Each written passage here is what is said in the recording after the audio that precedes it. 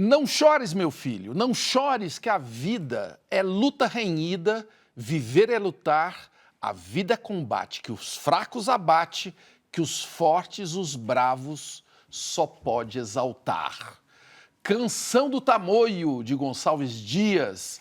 A minha convidada tem mais de 40 anos de lutas, algumas ganhas, outras perdidas, mas todas lutadas. E ainda tem gente que diz que ela é fraca, que ela se esconde da briga. É uma defensora tão intransigente do meio ambiente que tem mar e selva no nome. Bem-vinda, Marina Silva. Oh, Marcelo. Ô, Marina, você é fraca? Pois é, porque as pessoas têm uma visão de fortaleza e de forte que é uma fraqueza. A visão é o fraqueza. A visão é a verdadeira fraqueza. Eles é que são fracotes, é. Acho que essa visão, né, de que o forte é aquele que atropela, aquele que domina, aquele que não escuta, aquele que fere, né? O forte, para mim, é aquele que acolhe, aquele que recebe, aquele que é firme quando tem que ser, mas sem querer impor sua vontade. Isso é que é ser forte. Ô, Marina, olhando para o estado atual da Amazônia, eu te pergunto, valeu a pena tanta luta? Sim, senão estaria muito pior. Porque essa Amazônia que hoje, nas pesquisas de opinião, mais de 80% são contra a sua destruição, essa Amazônia que mobilizou espontaneamente um panelaço contra o presidente que deu a senha para as queimadas e para o desmatamento, se isso fosse há 30 e poucos anos atrás, não teríamos isso assim. E nessa Amazônia que tem tanta luta, tem o sangue de Chico Mendes e de tanta gente da Irmã Mas Dora. você não se cansa de ter que brigar pela mesma coisa sempre? Não, porque as coisas que têm um sentido de perenidade não pode nos cansar. Porque a Amazônia é um vetor de equilíbrio e regulação do planeta, Marcelo, mas ela também pode ser um gatilho de destruição. Os satélites do INPE registraram 980 focos de incêndio na Amazônia neste domingo, primeiro dia de setembro. Os dados do INPE indicam que houve perda de quase 6 mil quilômetros quadrados de floresta amazônica de 1º de agosto do ano passado a 31 de julho deste ano. Não foi o INPE que fez essas interpretações sensacionalistas e midiáticas. Foram aqueles que manipulam essas informações para criar factoides, para criar impacto na imprensa e, quem sabe, conseguir mais doações das ONGs estrangeiras para os seus projetos pessoais. Marina, vamos aproveitar que a Amazônia virou papo de botequim e antes que esse papo desapareça de novo, para falar algo que agora voltou à tona de novo. A floresta está queimando agora, mas queimou mais quando você era ministra. Como que se explica isso? É que quando eu assumi, Marcelo, em 2003, o desmatamento vinha já numa tendência de alta. O maior pico foi em 95, com 29 mil, o segundo maior foi em 2004, com 27 mil. Encomendamos do Ministério da Ciência e Tecnologia, do INPE mais particularmente, um programa, digamos assim, um sistema de detecção do desmatamento em tempo real, que foi o sistema DT que está sendo desqualificado agora.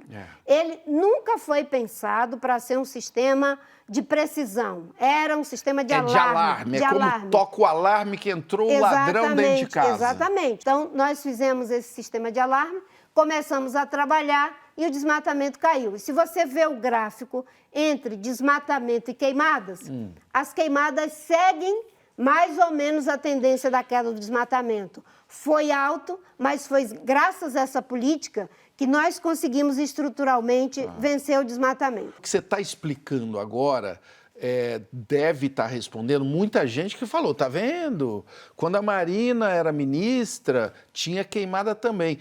Por isso ninguém deveria estar pedindo a sua cabeça naquela época. Então é justo hoje pedir a demissão do ministro Salles do Bolsonaro porque a queimada está aumentando? O ministro já fez muito mal para a agenda ambiental brasileira e muito mal para a Amazônia. eu acho que se o ministro quisesse fazer algum bem, ele mesmo deveria pedir demissão.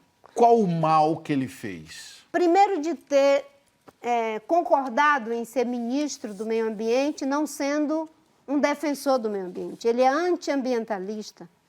É um ministro que foi cumprir uma agenda do presidente Bolsonaro. Qual a intenção dele, então? Como ele não é da agenda, ele opera uma agenda do agronegócio atrasado, que não é nem do agro moderno, é da visão de agronegócio do século XX, do início do século XX. Então, Você isso está está na dizendo que o contramão de ministro tudo. do meio ambiente está a favor do agronegócio que pode ser contra o meio ambiente? Sim, e contra o próprio agronegócio. Porque tudo que está acontecendo aí, inclusive eu disse isso logo no início do governo, vai ser em prejuízo do agronegócio.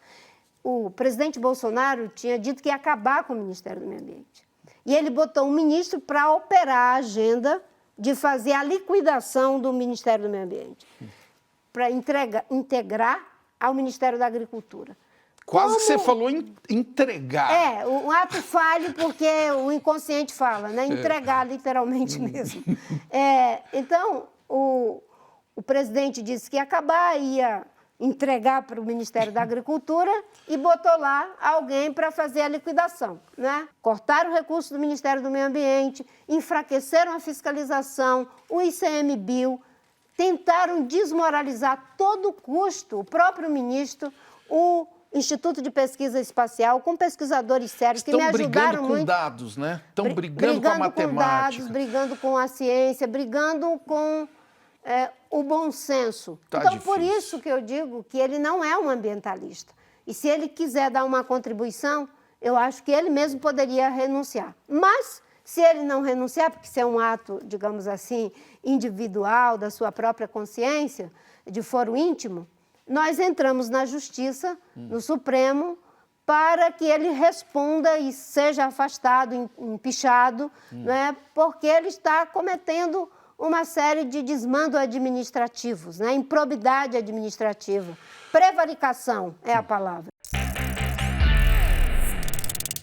Cláudio Cruz. Marina, como a senhora, que é reconhecida no mundo como uma das maiores autoridades em meio ambiente, se sente em ouvir do presidente que devemos fazer menos cocô para preservar o meio ambiente?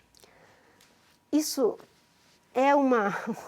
Como isso pode vir Você ouviu essa, das né? palavras, assim, de um presidente? Planejamento familiar, tá certo? Quando se fala poluição ambiental, é só você deixar de comer menos um pouquinho. É só você fazer cocô. Dia sim, dia não. A única coisa que me vem, quando eu vi essa declaração do presidente da República insultando um jornalista, é de que o presidente Bolsonaro, ele não tem sequer noção da função que ele ocupa. É uma afronta, é um desrespeito, é falta de noção, é não saber lidar com a função e não ter compromisso ético, não ter conhecimento técnico, infelizmente. E não é agradável você ficar dizendo isso do presidente que foi eleito pelo povo brasileiro. No próximo bloco, o papo é a selva onde só tem uma lei, a do mais forte. A política brasileira. Nós vamos falar da passagem da Marina por vários partidos e tentar entender o que aconteceu finalmente com a candidatura dela em 2018. Eu vou tentar. Participe com a hashtag Provoca.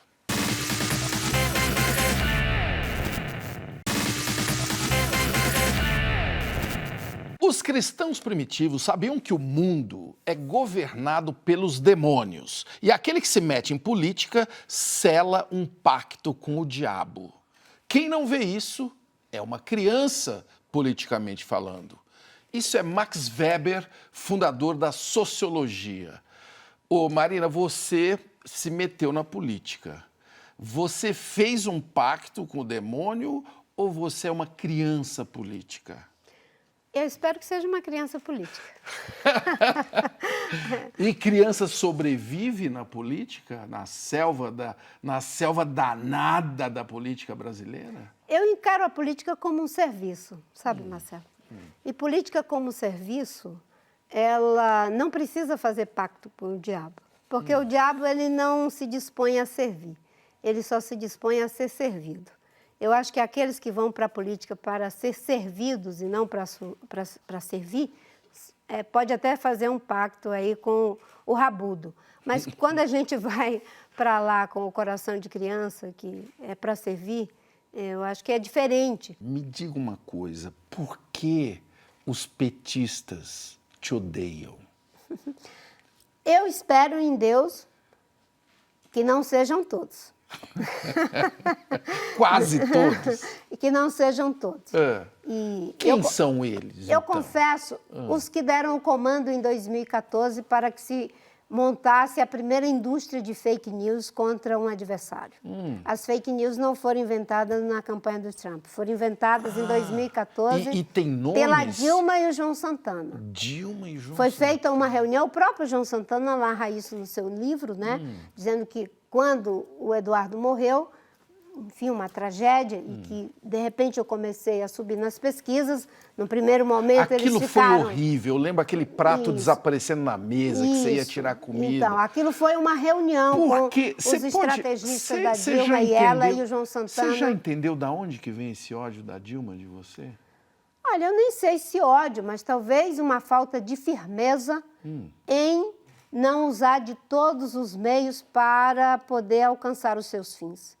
Eu jamais faria com a Dilma o que ela fez comigo, nem para ganhar uma eleição.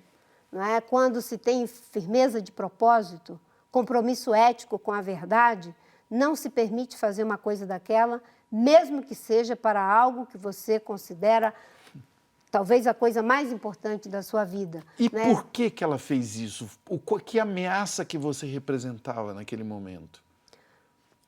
Eu acho que a Lava Jato explica por que as pessoas fizeram de tudo para permanecer no poder. Gessé de Oliveira. Marina, como se sente em relação ao pessoal que diz a Marina só aparece de 4 em 4 anos? Olha, é porque as pessoas, algumas é porque sentem tanto a minha falta. Estou positivando. Fica tão positivo. Ele me cutucou com vara curta e eu estou tentando encupridar a vara. Mas eu digo que eu sou a jaguatirica. Eu estou sentindo que você está querendo aparecer para a eleição que vem aí. Não, não é isso. É que quem não tem mandato, eu não tenho mandato desde 2010, fica mais difícil, porque quem está na tribuna o tempo todo ali tem, enfim... Tem palanque. Tem um palanque. Durante a campanha, você tem, digamos, na reta final, todo dia 1 minuto no Jornal Nacional. Você tem os debates, você tem uma série de espaços, mesmo sendo um programinha de 20 segundos, como eu tinha na última eleição, você está aparecendo. E algumas pessoas acham que é possível manter essa dinâmica depois da campanha, que se você não mantém, talvez seja porque você não quer. Mas quem acha que eu desapareço, não estou fazendo nada, eu convido a acompanhar a minha agenda por 1 semana. Onde que eles acompanham?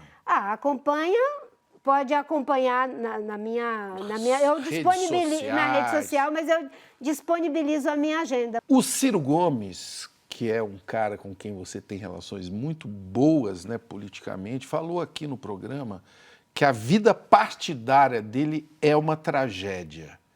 A sua vida partidária é uma tragédia? Eu não considero. Não considero a minha vida partidária uma tragédia.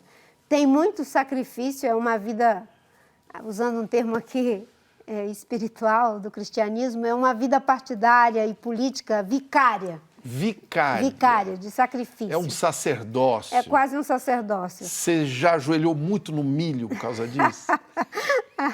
Não, eu já tive muitas dores, né? Para mim, quando eu saí do PT, eu saí com o espírito tranquilo. Eu digo, não dá mais. A questão ambiental não era entendida como eu achava que deveria ser. Né? Eu achava que o eixo estratégico do desenvolvimento econômico do Brasil deveria ser em bases sustentáveis, e isso não aconteceu. Eu já começava ali os indícios da questão do mensalão, mas a questão ambiental foi um divisor de águas para mim. Mas, mesmo assim, eu saí de uma forma tranquila. e fui para o PV, que era muito compatível pela minha trajetória com o Chico Mendes, com o Gabeira, com o Sirquis, com a Aspásia, com pessoas que eram, digamos assim, os meus vizinhos mais próximos. Somente o diálogo nos conduzirá ao destino. Precisamos dialogar com a sociedade democraticamente. Eu sei que você ama o Brasil, mas eu quero entender 2018. O Brasil se desapaixonou por Marina, porque eu quero lembrar o seguinte, olha, 20 milhões de votos em 2010, 22 milhões em 2014 e 1 milhão em 2018. Tem aquela coisa que o Cabo Daciolo teve mais votos que você. Você já entendeu o que aconteceu ali? Vai ver que foi um amor não correspondido. E como é viver um amor não correspondido? Tem que ter a tranquilidade de saber que, numa democracia, as pessoas têm o direito de destinar o seu voto para quem, naquele momento, elas acham que é a sua melhor escolha. Será que essa escolha foi feita de forma inteiramente consciente? Foi feita porque eu votei por esperança ou eu votei por medo?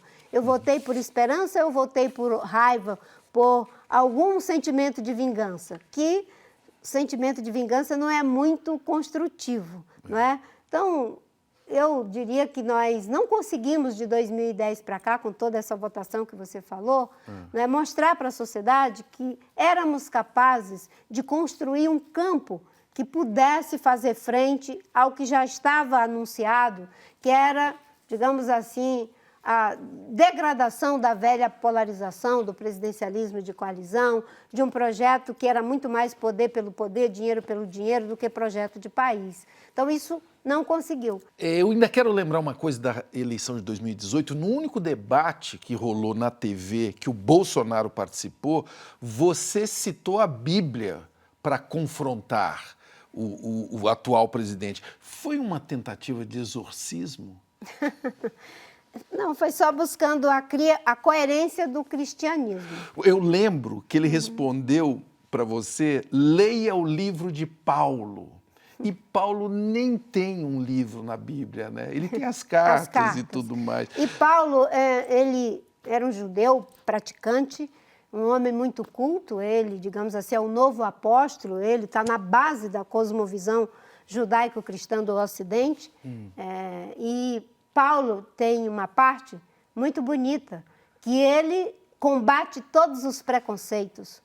E o Bolsonaro poderia ter lido essa parte. Mas ele falou para você ler ainda, né, Maria? Mas ele me faz um bem, porque eu gosto de ler a Bíblia.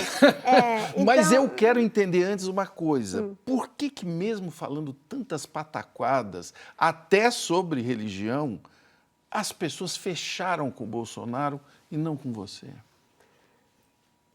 Eu estou falando principalmente dos evangélicos, tá?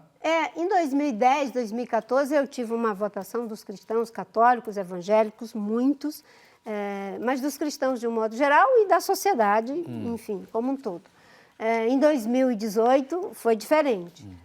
Eu costumo ir pelo caminho da porta estreita.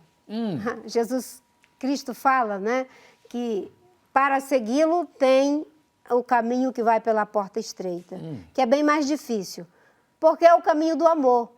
Se a pessoa quer ouvir que eu diga que é para tocar fogo nos gays, isso nunca vai ouvir, porque Jesus Cristo amou todas as pessoas.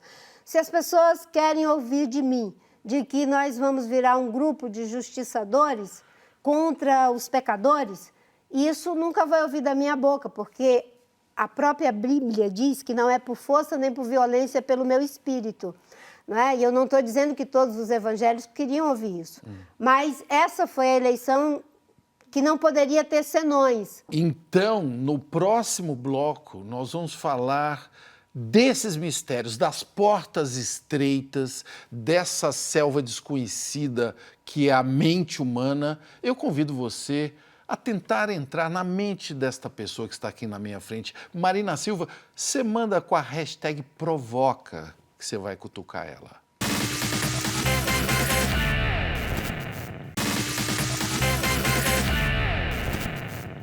O caminho da felicidade ainda existe. É uma trilha estreita, em meio à selva triste. letra dos Racionais MCs em Vida Louca, parte 2, que eu acho que o Suplicy ainda não cantou essa não, mas ela foi inspirada no Evangelho de Cristo, que diz: é estreita a porta e apertado o caminho que leva à vida, poucos a encontram.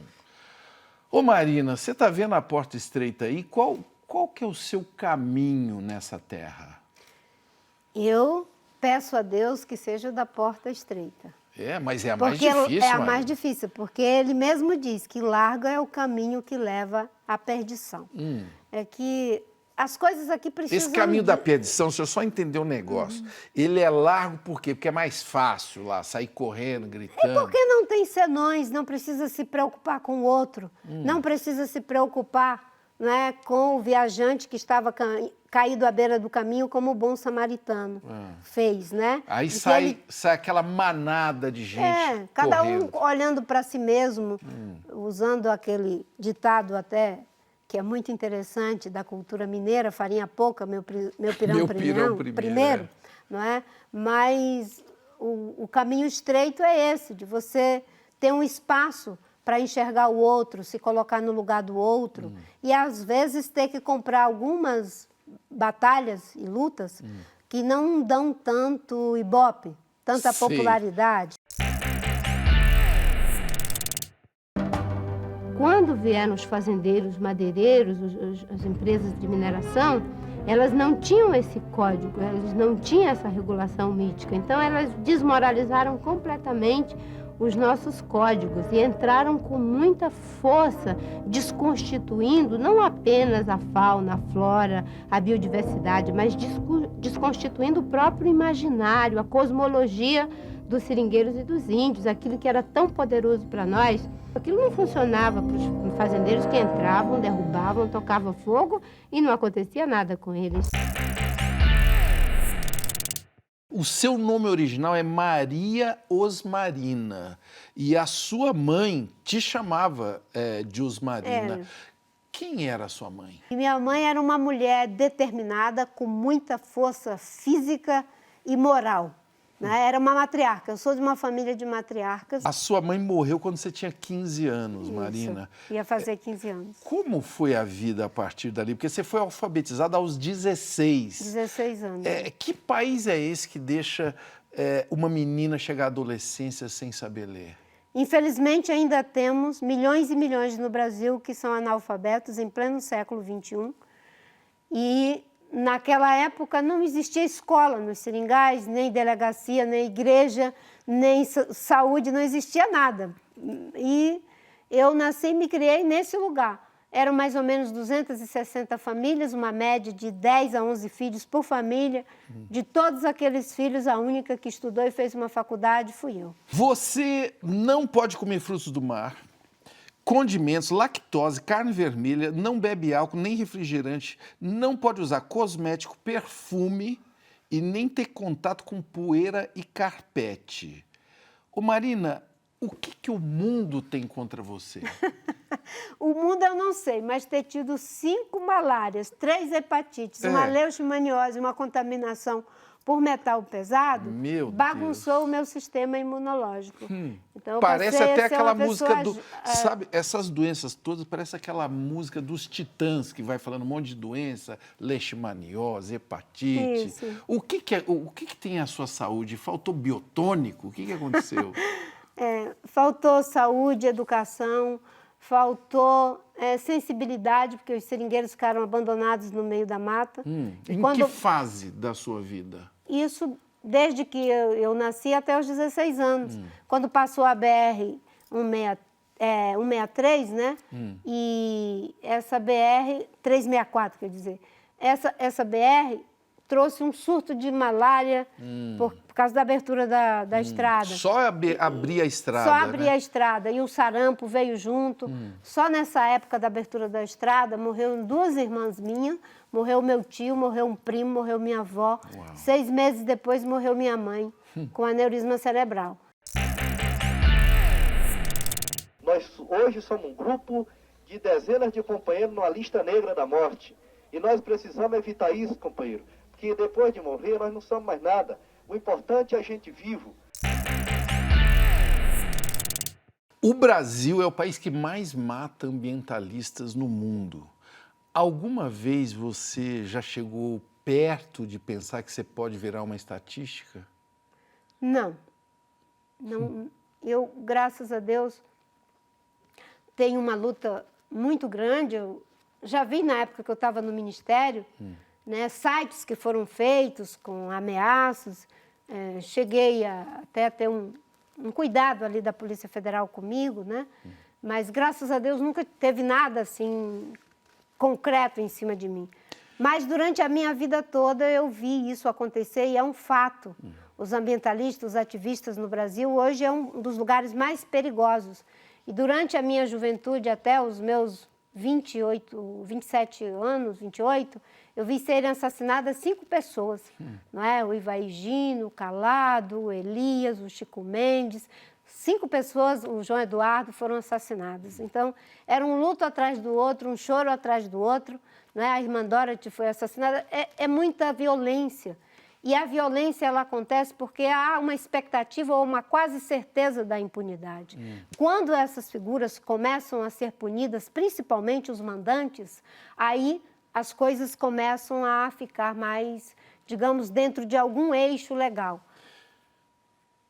Osmarina, posso te chamar como a sua mãe te chamava? Pode. Osmarina, eu quero saber só mais uma coisa de você. O que é a vida? A vida, para mim, é um dom de Deus para todas as formas de vida e a razão pela qual todas as coisas que existem nesse universo foram criadas. É como se a existência do Sol fosse para sustentar a vida, a floresta amazônica para sustentar a vida, o oxigênio que existe, o alinhamento dos planetas que não permite que os meteoros caiam aqui para sustentar a vida. Tudo que foi criado e que existe é a sustentação do que há de mais frágil e mais belo, a vida. E essa vida que só é vida porque é sucessiva. Marina, o que é a vida? A vida é poder olhar para o Mateus e dizer, aqui está a sucessividade da vida. Mateus é seu neto? É meu neto. Ele tem que idade? Ele vai fazer 5 meses. A vovó Coruja, agora é a hora de dar a cara a tapa de verdade nesse programa. Vamos fazer uma selfie? Vamos fazer.